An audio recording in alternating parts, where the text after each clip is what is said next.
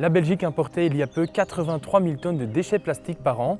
Aujourd'hui, elle compte en importer plus de 420 000. Alors, intérêts économiques, évidemment, en sont les raisons, comme le prouve le plan déchets wallon qui estime maintenant qu'un déchet a une valeur économique.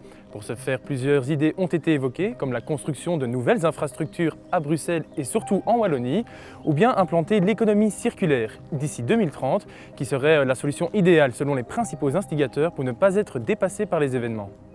Solution idéale certes, mais quelque peu paradoxale. En effet, le concept d'économie circulaire nécessite un focus sur sa propre économie afin de fermer la boucle du plastique. D'un côté, nous avons l'envie de devenir la nouvelle poubelle intelligente de l'Europe. De l'autre, des envies d'économie circulaire. Est-ce que ces deux volontés pourront coïncider ici en Belgique? C'est la question à laquelle nous allons apporter des éléments de réponse dans notre projet. Nous partirons à la rencontre des acteurs ayant la main mise sur nos déchets plastiques. Ainsi, nous testerons la faisabilité d'une économie circulaire à la belge en confrontant les politiques avec les réalités du terrain. Au fil de notre investigation, vous pourrez nous suivre sur notre newsroom. Et au terme de nos découvertes, nous vous proposerons un dispositif interactif pour mettre en lumière les différentes facettes de notre sujet. Pour réaliser ce projet, nous devons réunir la somme de 2 500 €.